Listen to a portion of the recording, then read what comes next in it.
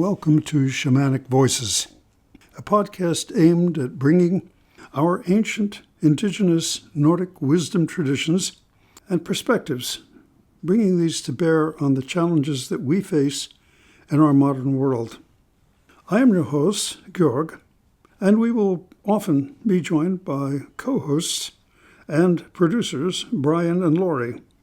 You can find our bi-monthly episodes on most major platforms. And if you enjoy this and like to read as well, please look up our blog with dozens of articles on health-related topics at www.teutonichealing.com. And now, let's get on with our show. Welcome to Shamanic Voices, where we try to examine modern events and things that are happening in our lives, our harried, busy modern lives, in the light of ancient, ancestral, indigenous Nordic wisdom. And today we have a very special guest who will be going over with us kind of a pushback against the, well, I'll call it the allopathic tyranny, for lack of a better word, what's been going on in our healthcare system, which is something that most of our listeners and watchers are concerned with. And Lori, would you like to make the introductions? Oh yeah, Ashley is from Hoosiers for Medical Liberty, and she's been working to ensure that people in Indiana get to choose their own healthcare. Is that accurate, Ashley? Yeah, we advocate for bodily integrity, which is the right to say no, or the right to refuse, whichever way you want to look at it. We work primarily in the legislature, but also educating Hoosiers or people from Indiana. For those of you who aren't from Indiana, you might not know what that is. But I am a master's prepared registered nurse. Have about 20 years of nursing experience. My heart was absolutely broken inside the hospital system, and I ended up needing to leave because I just could not handle. I felt like my soul was being sucked from my body because I could not take care of patients the way that I wanted to be. And, worked myself into a quasi-management role, developing a heart for a regional hospital. And in that process, I really saw how messed up Western medicine was. And so I ended up leaving and started practicing functional medicine, advocating for Hoosiers or people from Indiana for their right to say no to vaccines. As a nurse, I trusted the science. I was aghast when my husband suggested, probably 15, 16 years ago, that there could be something wrong with vaccines because I just couldn't understand or fathom that the medical, now I call it industry, the medical system is what I believed back then, could cause harm intentionally. And about 13 years ago, we had some situations that led to my awakening, and realizing that vaccines come with inherent risks. And so that's kind of, what started things. And then the past 5 years, just before COVID, I founded Hoosiers for Medical Liberty, which was crazy and, kind of divine intervention, put me in the right place and gave me the right tools, because I don't believe in taking action on things unless I think I can actually be successful. That's why I had to leave the hospital, because I wasn't helping, right? And being able to effectively advocate in the legislature, make change, and protect people's right to decline is such an important thing. And I'm really grateful that I'm in a position where I can do that. So.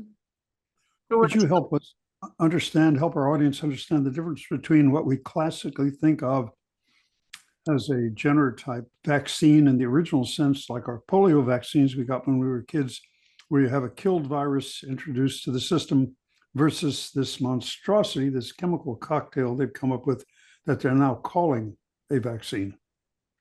Yeah, so there are different kinds of vaccines. When you think about traditional vaccines, there are live virus vaccines, and then there are, quote, dead vaccines. So those are the ones that have been used in the childhood schedule. And, I advocate the right to say no to any of those, because there are some serious consequences. And then now, it used to be, before, they would take a virus or a bacteria, they would attenuate it, kill it, weaken it, and add different, they're called adjuvants or poisons basically, that go into the body and cause an immune response. So when you think of polio, pertussis, or also called whooping cough, when you talk about um, chicken pox, when you talk about so many of these different vaccines, that's the way that they do it. They bring it in, they add these poisons so that way your body will develop an immune response as a bad guy, and we need to develop antibodies and hope that that works. It is it was thought to be fairly effective, and in some cases it still is. Um, the measles vaccine seems to be fairly effective at preventing measles. The pertussis vaccine, not so much. It mutes the symptoms, and that's been proven. Polio, unfortunately, is one of those that's really misunderstood. Around or less than 1% of polio cases are actually that paralytic polio that you saw. The vast majority of polio cases are what's called abortive, or meaning that there's really not any symptoms. You don't even know that you have polio. And so it's really interesting to see the way that this narrative was put into place. And we could go into a whole long discussion about polio, and the issues with that vaccine. Um, that might be for another day.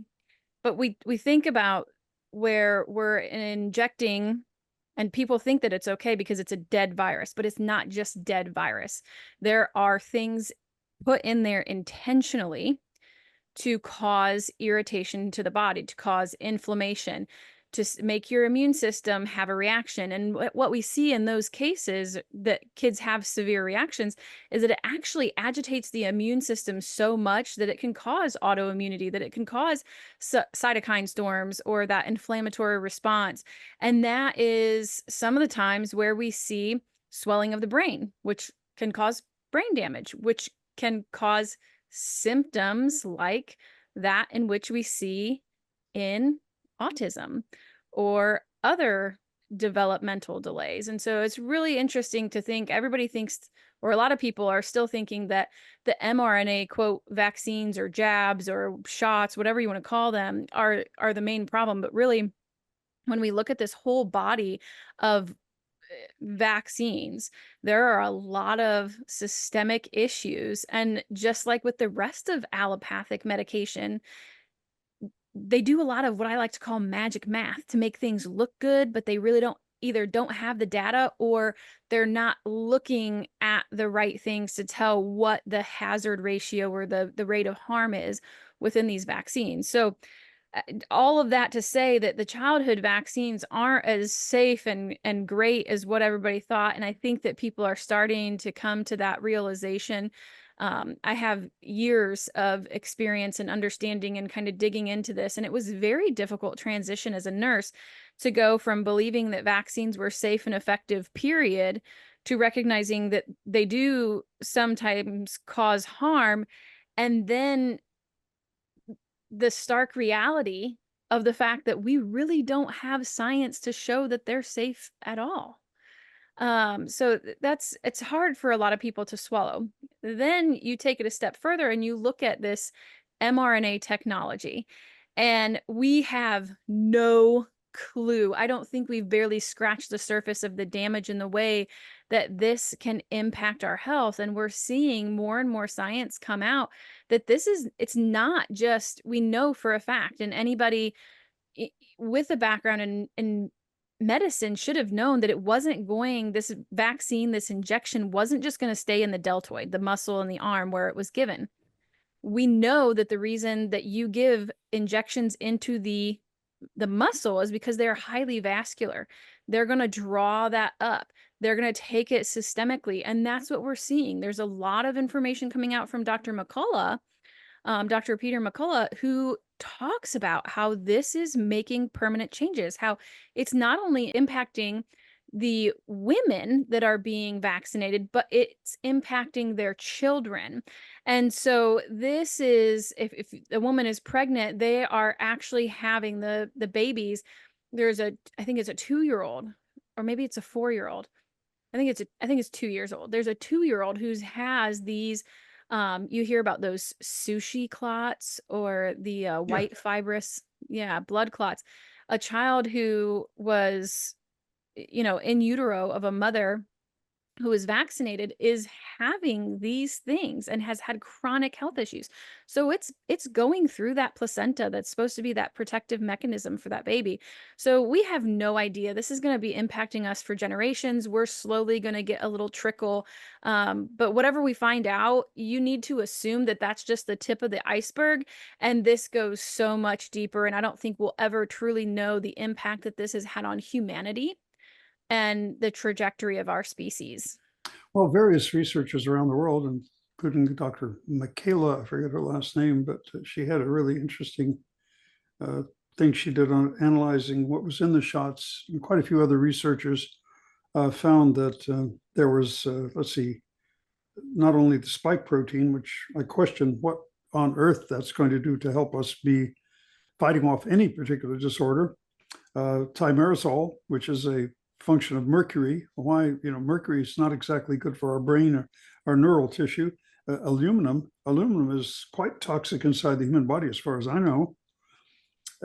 Just common sense would tell you, but also really disturbingly live prions, the same as cause spongiform encephalitis. And in addition to that, live AIDS virus. Now, how in the hell does it help us to be fighting off a disorder if you're going to dismantle our immune systems by basically giving everyone who got the shot AIDS? Someone would have to explain that to me. I don't think anybody can explain it other than recognizing incompetence, right? Those spike proteins cause tons of damage and inflammation. So your body's got to repair there. And it just opens that window, whether you believe in germ theory or terrain theory. Yep. What a mess. I definitely lean toward terrain theory, but when you talk about introducing spike proteins, I mean, you have to recognize that they're going to be shutting down the fine capillaries of the brain. And one of the most common things I've run into with patients post-vaccine, where we're dealing with the after effects, is a lot of brain fog and a greatly impaired memory. I mean, within 2 to 3 months of getting the vaccination. The thing I struggle with the most with the whole production of spike protein, and we know that this is the way that they designed these shots, is to go in there and teach the body. That's what mRNA is, messenger RNA. So it's giving your body these instructions to create this spike protein. Right. And I've said this from the beginning. As soon as I heard about this, and as soon as I started seeing all of the cardiac effects, and it was long before it was ever reported in the news, because I still have a lot of contacts. My old office partner, the one that I helped create the heart failure program with, she was talking to me. I was watching her kids because obviously school was shut down. And she was talking to me about all of these things as the vaccine came out and whatnot. And I just thought how much of these muscles have taken up that mRNA, how many of these sites are creating spike protein, and how long will they be creating spike protein. So the dose, the amount of spike protein that we're creating within a body to develop immunity potentially, right, is completely unknown. Dose and duration are two of the most important things that we think about when we talk about pharmaceutical interventions. Well, does spike protein in and of itself, like what is it called, Virovax? There's one that's just pure spike protein. That's a separate injection. I don't know what the heck that's designed for, but I mean, would that actually, if I had that in my system, prevent me from getting any particular influenza strain? Would the presence of spike protein in my body prevent me from getting any particular disorder? If it would anything, it would be whatever the spike protein is attached to, which would be SARS-CoV-2 or those thereafter. But again, when we think about, when we get into the nitty-gritty of this, these viruses change all the time. They mutate and they grow. And we gave this to tons and tons of people. We watched as we then Omicron came and swept through. Right. And you really, viruses are designed, and again, whether you believe in terrain theory or germ theory, a combination thereof. I think it has to kind of be a combination because these things are present. We know that they're there. It's just when they're activated and able to overcome the defense mechanism, the immune system, it is the problem. And we saw the way that COVID rapidly changed, and Omicron came out and hit everybody really hard. So is it going to work? Is it going to be effective? Probably not. And we've seen that with all of the quote breakthrough infections. You have all these people who've been vaccinated. My sister is vaccinated, and she's gotten multiple, not just the first, series, but she's gotten multiple since then. She's had COVID more than the rest of our family. Well, I remember as a child being given the measles vaccine, and surely enough, this really strange thing happened after getting the vaccine. You didn't get measles. So, it did what it was supposed to do. Whereas with this, they're selling us on the idea that, well, you'll go on and get it, but it won't be as severe a case. Yeah, Really? you're not as likely to be hospitalized, and you're not as likely to die. How can you measure that? There's Yeah, no exactly. possible way to measure that. Now, did you hear this research in Australia, which was actually presented in front of the Australian Parliament? I wish I could quote the individual who found it, but they had a batch of this Pfizer and Moderna vaccine in a medical transshipment place warehouse, whatever it was, and just passing by doing a normal radiological sweep, because I think they had radiological elements in there as well. They found that they got a huge hit on the cabinet that had the vaccines in it, okay, the so-called vaccines. Well, they started testing them individually and found that they had 56 different radiological elements. Now, what is the purpose of putting heavy radiological elements into a vaccine? That's another thing, that's really complex and interesting. We don't know what all goes in, and the production is different each time. Like every time you make a batch of cookies, if you're to make a batch of cookies, it's not exactly the same. And vaccines are similar. There are contaminants, there are certain amounts, and they're not testing for these things. And so how that got there would be really interesting to dive into and look at. And I had not heard that. But there are so many different variables that could play into what's in that vaccine, just like we talk about with childhood vaccines, DNA contaminants. I guess what really got my attention when these came out was the fact, and I saw some actually film strips of people showing that the little MSRP, which should tell you exactly what's in a particular item that you're supposed to take, whether it's a cough syrup or even aspirin. I mean, it's got a little data sheet. The data sheet was there, and it was all blank paper. I thought that was really interesting. Like, we have no obligation to tell you what's in this whatsoever. Take it on blind faith. I'm going, what? I knew there's something fishy about that from the get-go. Take it on blind faith. And that was part of the PrEP Act and the emergency use authorization. They consider all that information proprietary information. Wow. And it's crazy because I don't know that any of those vaccine inserts are updated yet. I don't know that any of them have, and I have not looked, but it would be interesting to see the date of this, recording at the end of June in 2025 to see if any of the vaccine inserts are actually printed and provided. But patients don't see those. Your doctor is not going to give that to you. Your pharmacist is not going to give that to you. You might be lucky to get what is called a vaccine information sheet, a VIS, but it's very generic and it does not go over the ingredients. It does not go over the potential side effects. And clearly, we've not tested these. The new iterations of these jabs, vaccines, whatever you want to call them, have not been tested to a placebo. It's going off of the studies and the information from the last one and comparatively, or with a small number of animals, which is completely frightening. Now, didn't I understand that as of, what was it, 2020 or was it 2021, all new vaccines come out will be mRNA? No? Not yet. They're going to shift to that. It's really interesting. There's a lot of things happening. It goes back to 2019. They were looking for a universal flu vaccine.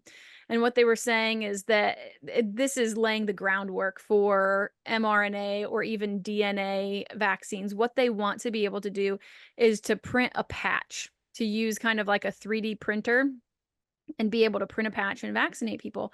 And they want it to be more responsive. And so that way it doesn't have, like, every year you have to get a different flu vaccine. They have to guess at the strains that are going to be most prominent. And then they have to hope that the virus strains that they chose aren't just different enough that the vaccine won't work. And so they want to make it so it works on a different part of the virus that doesn't really change. And it's really interesting to see how this is moving. I really think that part of this COVID pandemic, whatever you want to call it, was so that way they could advance this technology. And there's a video, I can't remember where it aired, but Anthony Fauci, and oh man, his name is escaping me. He worked for BARDA. He is the one that talked about the winter of death.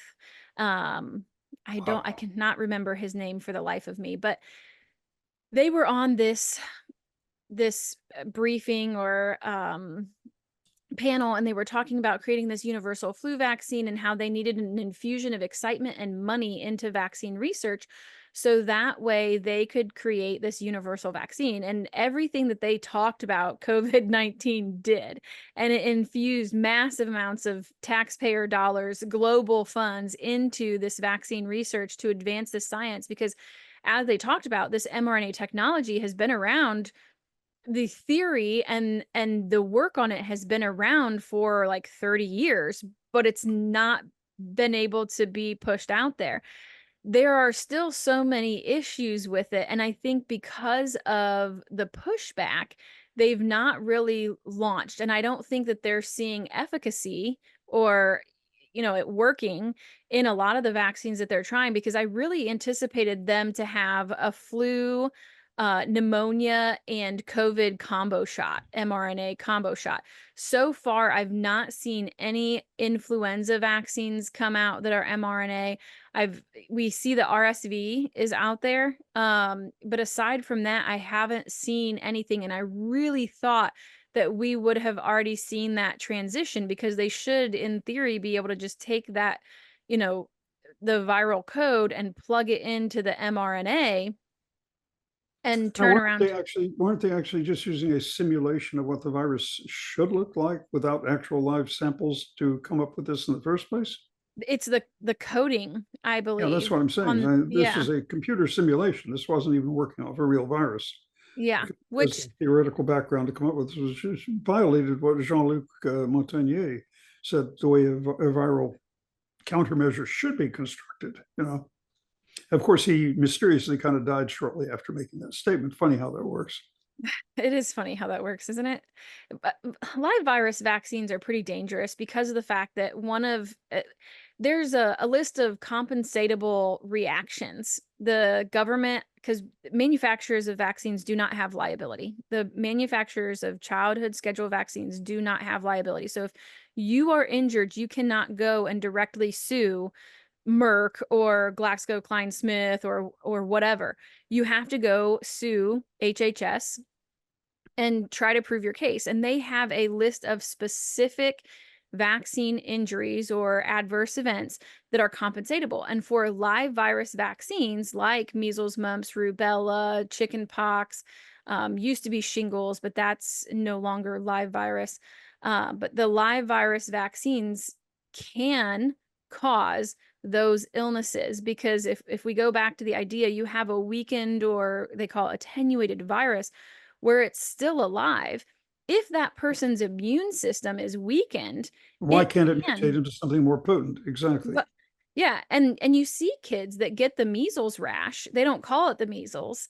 And that is a compensatable adverse event on. Now, isn't VAERS a very difficult thing for prescribers, for practitioners to even fill out the form? I mean, it's very awkward and clumsy, so that it discourages reporting. I don't think we're getting true reporting of the sheer numbers of persons injured, are we?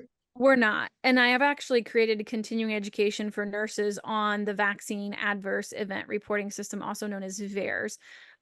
It's estimated that, and there are two research studies that I can cite, one from 2010, one from 2015, I think, that showed that reporting is around 1% to That's what I VAERS, the heard. vaccine. Yeah, less than 1% actually with the first study. And then the second study that uses that same system created by Harvard with $1 million grant. So Harvard, you think of the most prestigious medical school in the United States with the brightest people.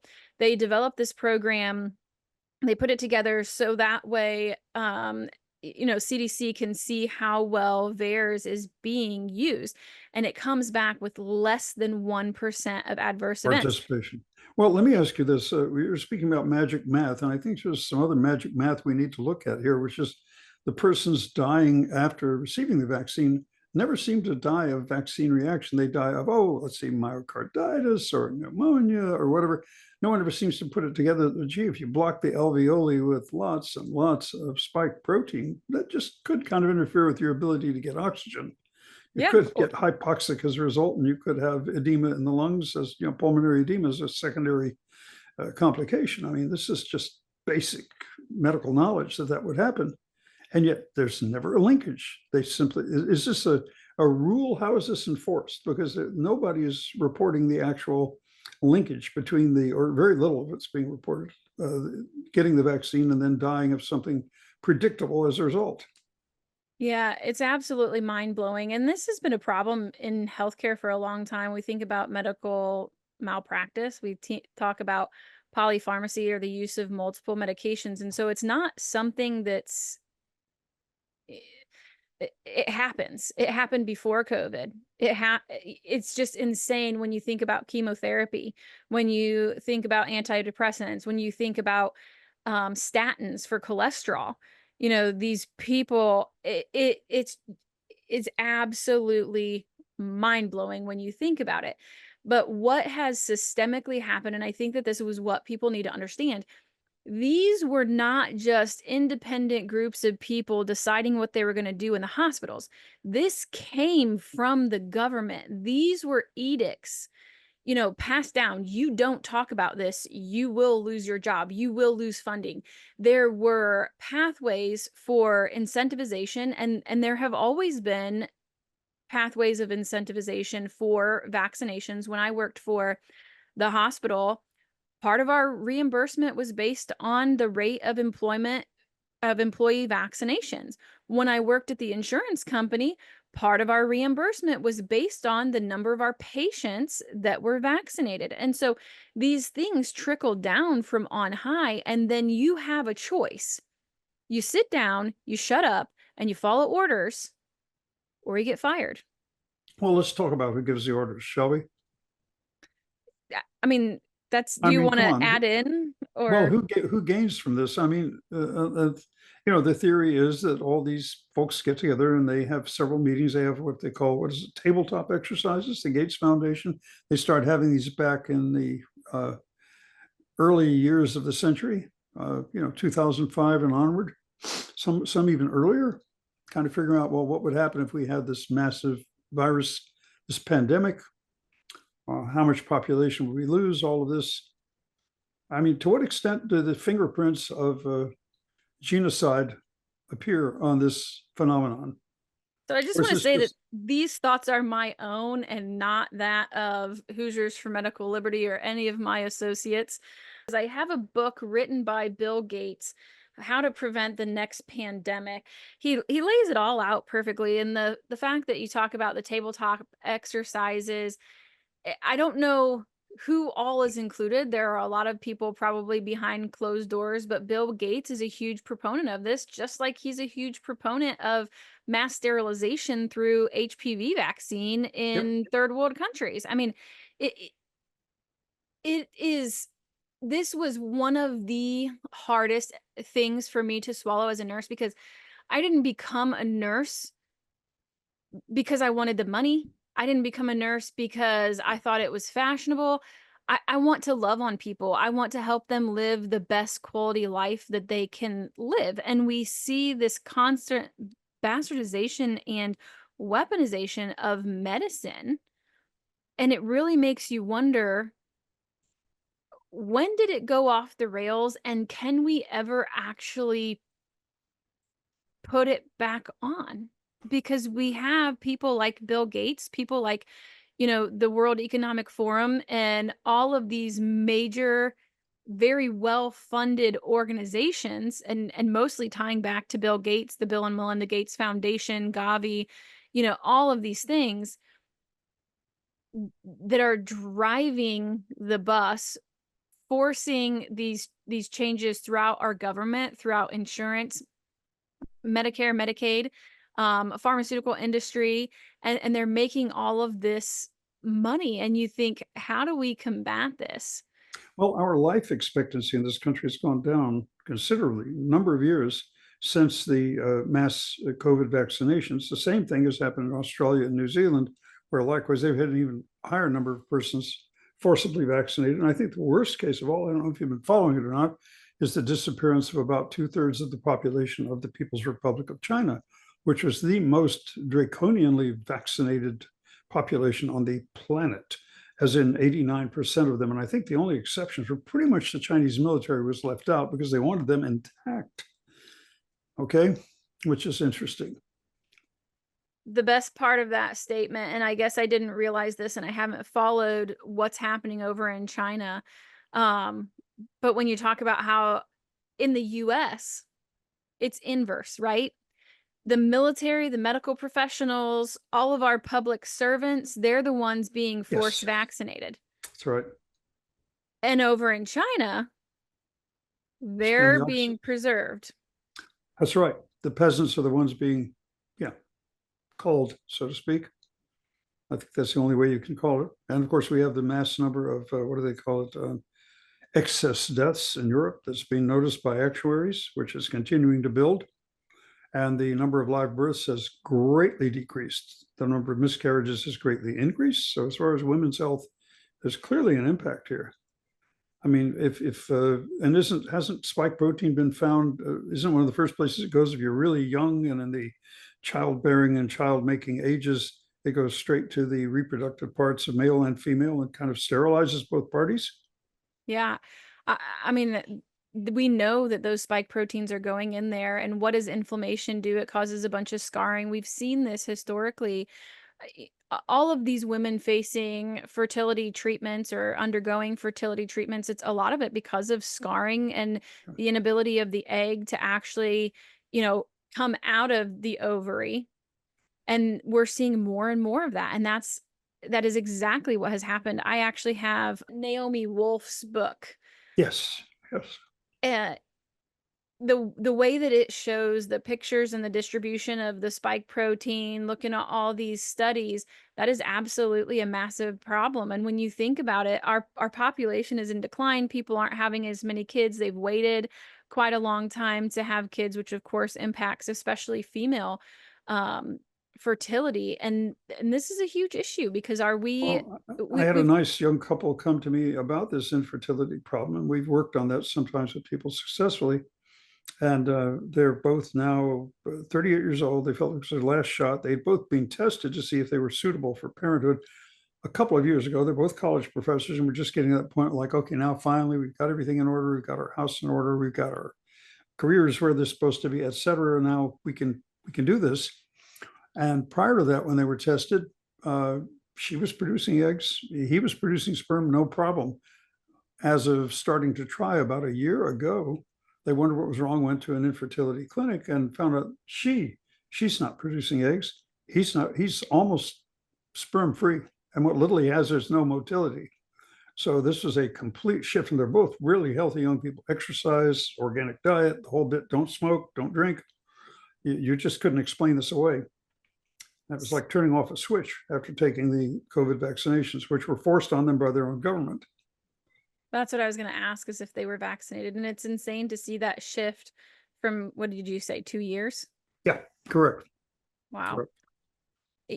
I can't help but think, and have thought this quite a bit. Our species is really in trouble, not just because of the fertility damage, but because of the fact that we're going to pass this down. We know that this has made changes in our DNA, and I can't help but think about all the poor souls in IVF clinics that have been frozen in time. I have some family members who have adopted embryos and have beautiful children because, of the result of that. And I kind of think, oh my goodness, could all of these babies that are just kind of like out there in limbo be the saving grace? Because I've thought for a long time, there's a movie called Children of Men.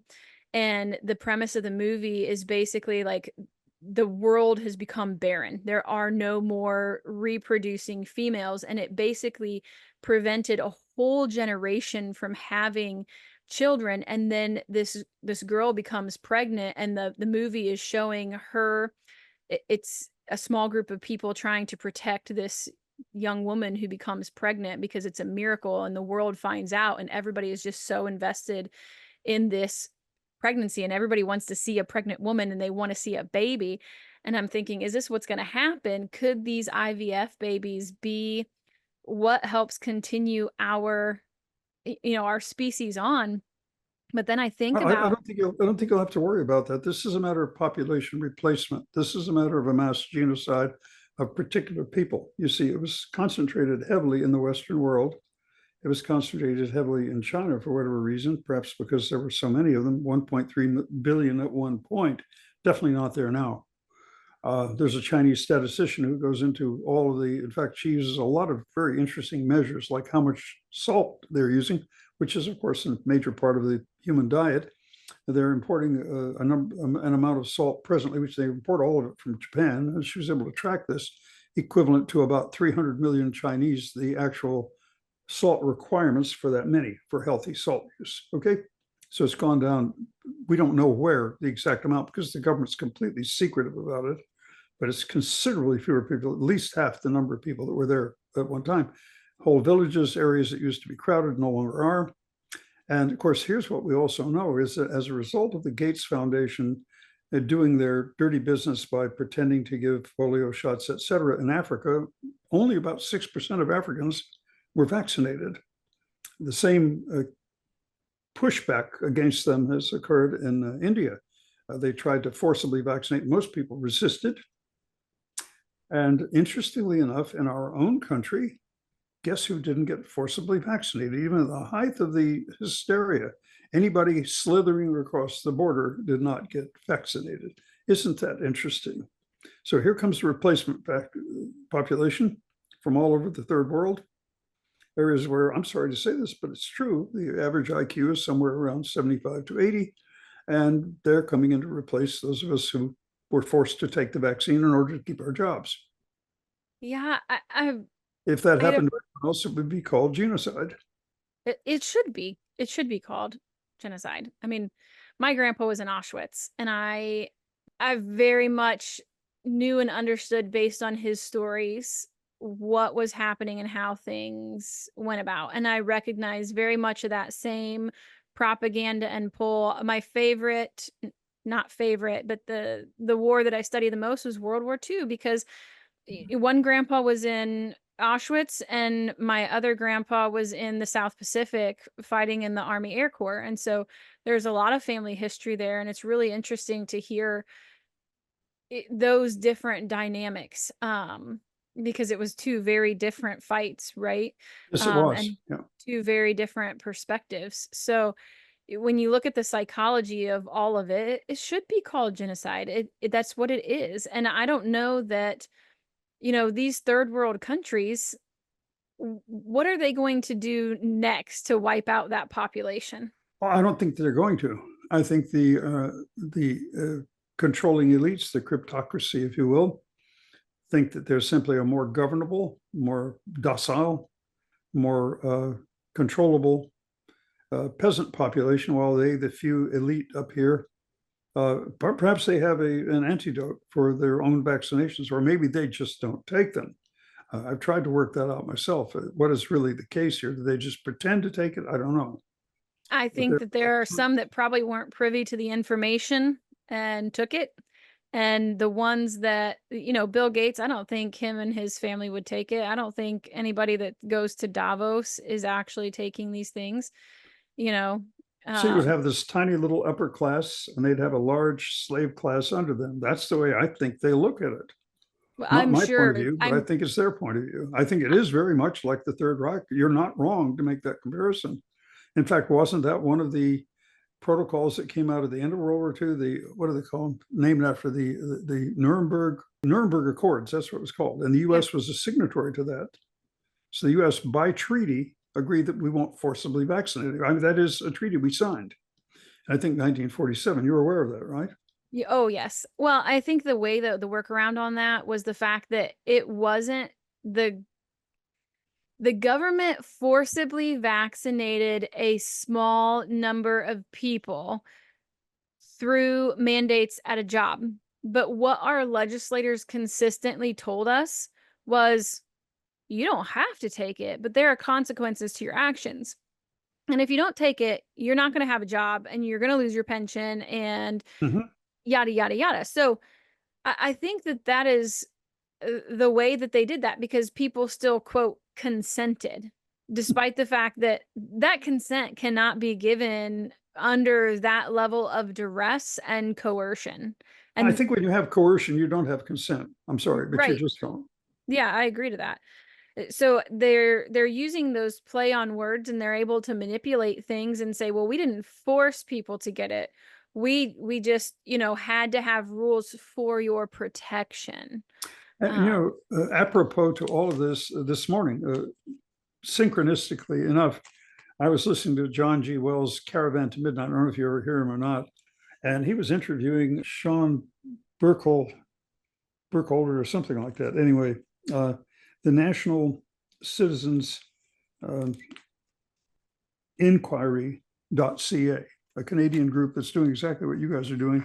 And they were saying that in Canada, it's even worse than the US, that there's this big pushback by their FDA against all natural cures, even if, like, ginger tea has been used for indigestion for thousands of years by people in many different continents.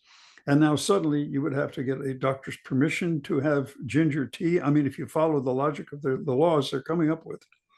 And of course, they report nothing but the issues with these natural cures, because the FDA is 100% owned by the pharmaceutical industry.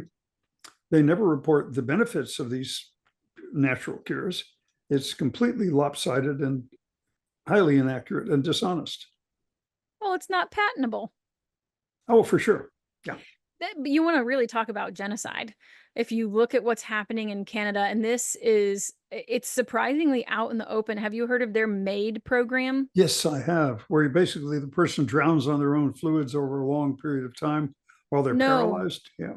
The MAID program is actually medically aided dying. Yes, correct.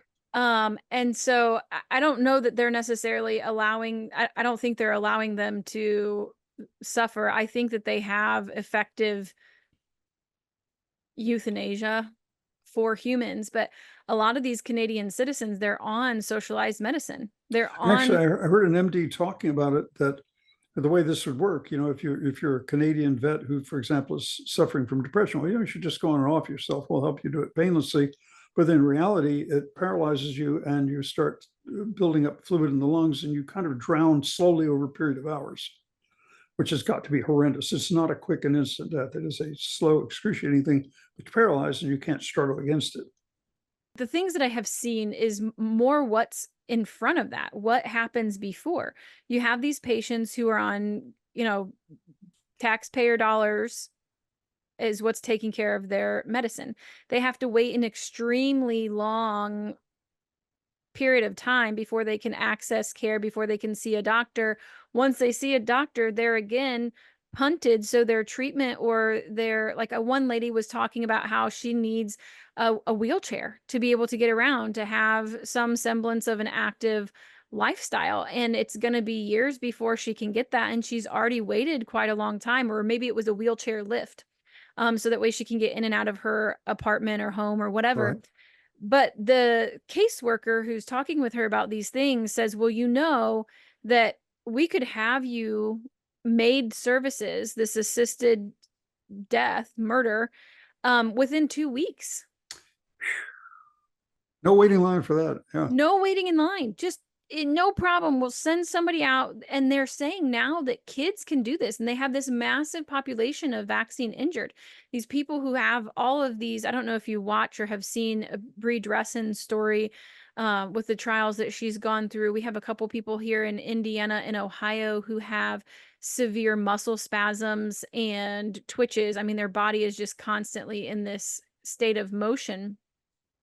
And so you have all of these kids, and they're saying that kids can now, quote, consent to maid services. When What we say kind of- kids, how young are we talking about here? I want to say it's 13. I'm not Hmm. sure if they're going below that, but and don't quote me on that, please. It would have to be research because I don't have that in front of me. I didn't expect this to turn into that conversation, but they're saying that kids can consent, quote, consent to maid services, and that's an option. You know, depression is even something that you can seek out maid Yes, services exactly. for. That's what I'm saying. For sure, depression is a cause for using maids. Oh, I just I cannot get over. I can't get over treating adults in that manner, but to coerce and end the lives of children after you cause the problem. So is what we're talking about here when we look at this whole big picture. I know you believe in higher powers, and so do I. Is this we would call them reptilian, you might call them satanic, I wouldn't disagree with that term, force behind the medical care system, quote, care, end quote, that we presently have that's doing this massive damage to the human population globally? I mean, how else can you put it? Can we take a second and just look at Bill Gates? Okay. Does that answer your question? I think that your listeners will get the nuance to that. I mean, pure evil, you know, whatever you want to call it, it doesn't matter what you call it. Pure evil and corruption and hatred and selfishness. I think those are all things that we can agree are part of that. I think in their worldview, they only need a small technical class to keep the robots going, replace 90% at least of what's being done with human labor presently with automation. You know, even the mowing lawn being done by robots, the cleaning of your floors being done by robots, etc. It's really interesting. I have a hard time putting my mindset in that of these types of people just because I truly cannot understand it. Part of the beauty of life is enjoying it with amazing people, having conversations. I quite agree. You know, understanding each other and the way that we bring more beauty to the world, right? Yes. We are definitely, and I might get in trouble in some circles for saying this, we are definitely herd animals, right? We're supposed to be together. We're Yep. supposed to interact. And so what are they going to do with all this land and resources? And I think for those of us that believe in a higher power and that, you know, there is something after this earthly life, you know, it's all temporary. So having control over it, you're just going to die anyways. Like,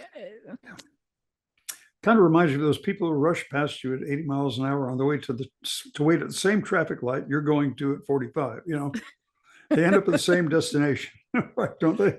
Yep. It's so funny. Indeed, I guess they're thinking that the fewer people there are for the same amount of resources, then they're all even richer than they were. I guess that's their logic. I don't know. The thing that this is kind of getting off topic, but the thing that kills me about all of this is it's after the resources. The average person doesn't need a whole lot. And we think about everybody wants to talk about scarcity of resources. And I push back because I look as I'm driving around, we have all this land that's wasted with yard, that's wasted with like the grassy areas in between all of these exit ramps and everything like this. We should not have a lack of food or nutrition because we have all these places that can produce. And I know that your faith base is very much rooted in nature. But if we would simply be good stewards of our earth and treat it well, we would see the most amazing things happen, and we wouldn't have to be worried about the scarcity of resources. Well, this is an artificial scarcity. I know it's, again, not specifically our topic for today, but all the deliberate destruction of our food processing plants, our food storage plants, our food distribution machinery, all of this has come under attack for the last several years. There's some guy who has actually a map of it I've seen on internet, and it's just amazing. It's all over the country. To drive food prices up is one obvious thing, but also just creating an artificial scarcity. Yeah, it's a means of control, and I think we realize that. Most people realize that a lot of this artificial scarcity, that's a great way to put it, is a means of control. And I think, and this is an idea that I've had for several years now since COVID, I would love to see the Victory Garden come back. I would love to see people, you have a bunch of regenerative farming, you have permaculture that's really kind of, becoming hip and popular. And to think about the kind of good that we could do, like we could do so much good if we just let go of these preconceived notions that we can't.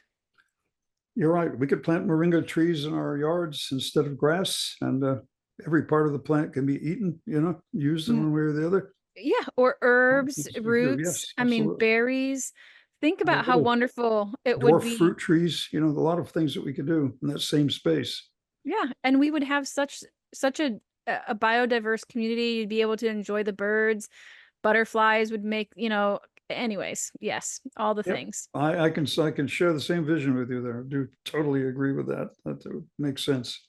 I So think what, it's beautiful how we came to this conversation when we came in on such a dark place, the destruction of humanity, and here we're talking about hope for changing and creating more beautiful things in our world. well, my concern is, having heard that thing today with that Canadian group, that, our FDA is not too far behind. They've been trying to do it ever since, what was that guy? Kessler was his name, under Clinton, who was trying to crack down on all kinds of health food stores, shut them down, basically make everything where if you wanted to get acerola cherry for vitamin C when you have a cold, you would have to get a doctor's prescription for it. So that little bottle of acerola cherry that now costs you $20 would cost you $250 for your 5 minutes with the medical divinity to give you permission to get that. When he sees you sniffle and says, "Oh, yeah, you've got a cold. Okay, here's your script." It would reduce everything to that. It would shut down our access to anything but prescription medicines and a few OTCs owned by the same people, of course. Yeah, and those herbals come without the side effects. Oh, they're totally out to get rid of the herbal cures completely. Well, I think that's because why they're they so don't effective. like them. Yeah, because you can't make money off of a healthy person. When you give a pharmaceutical for an ailment, you're making money, plus you're making a perpetual customer. Yep. And that's part of the design with these vaccinations and even the childhood vaccination schedule. You're making a perpetual customer. Well, it's also the idea, and you notice I had a patient who is an MD, and she was telling me that, you would get run out of, you would not finish your program if you talk about curing anything. That when you're in medical school, you use the word manage. Here's how we manage this. Here's how we manage that. You manage the illness, because there really is a lot of pressure on them. And so she said that's the reason that prescription medicines are really, really weak. They're not actually designed to get rid of that which they're against. They're there to suppress the symptoms to a minor extent so that you can live with it more manageably, but never enough to actually get rid of it. And I thought that was interesting. Even if you went back to the 19th century, even prescriptions were designed to actually get rid of it. You have disease X, we're going to get rid of, we're going to cure you. You move on, hopefully you don't get another disease. Now it's no, we don't want you to get rid of it. We'll manage it. You'll come in 4 times a year for a checkup. There's your, $1,000 worth of visits to the doctor's office for 3 or 4 minutes with him or her. And all these prescriptions in between that you and or your insurer pay for. Of course, you're paying your insurance company, so you're paying for it either way. Just a deferred payment or a direct payment, but You know, Sometimes both. sometimes both. Yeah.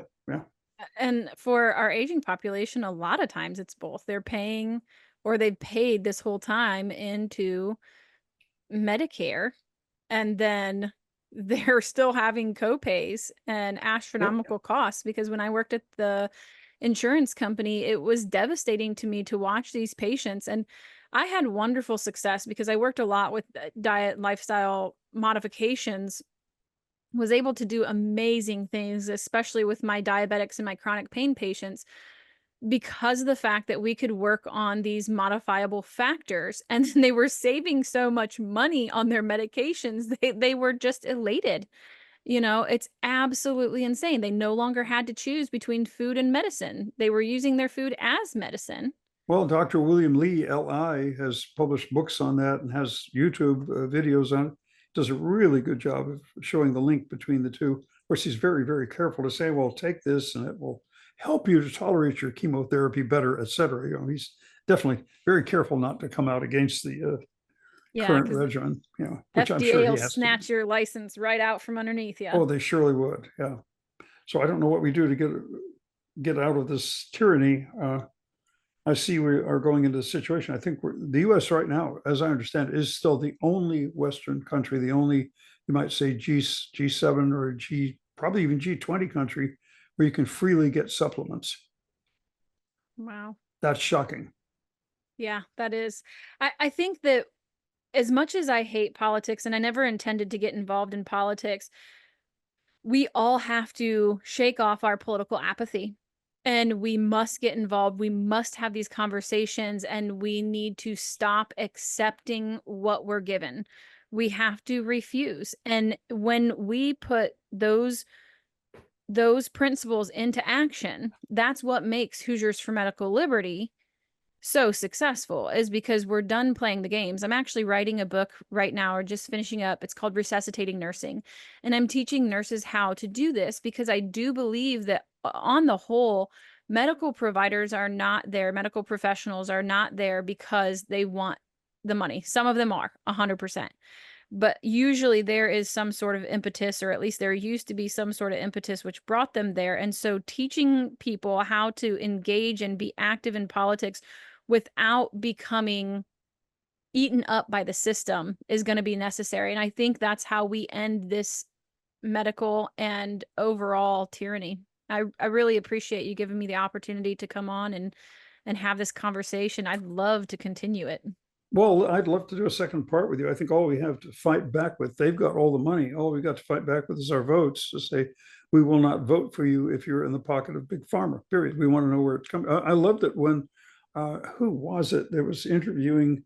Oh, I know what it was. Robert F. Kennedy Jr., very sharp guy. And he's talking with Bernie Sanders and who's that other clown, Elizabeth Warren. And he actually stands up and says, well, sir, didn't you take 1.5 million from Big Pharma just this year? And he did the same thing with her, and they got outraged, but it was just so transparent that these are tools being used by the plutocracy. He actually did that today. He was presenting Did he? Okay. He not to them, but to a different person.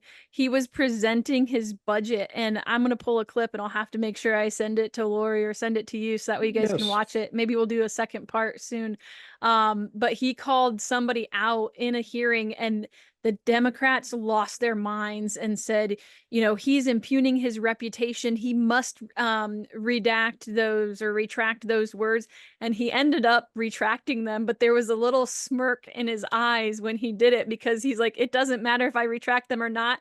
It's out there. The people know, and now they can react. So that's what everybody needs to do. Thank you so much. I really appreciate you. Well, thank you. Enjoyed having you, and you're welcome back anytime. And best of luck to Hoosiers for is it Health Liberty or Medical Liberty? It's a great program. I'd like to see that in every state. Well, folks, this has been Shamanic Voices. Thank you to our guest for her very knowledgeable content and explaining the details of the current medical system. And as always, look at our blog. We have over 80 articles on all kinds of medical and health related topics.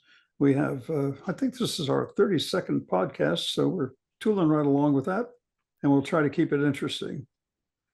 And until then, go with the gods. Thank you for joining us on this episode of Shamanic Voices. Please like and subscribe so that you won't miss our coming episode, where we always try to have engaging and interesting topics and or guests. Thank you, and go with the gods.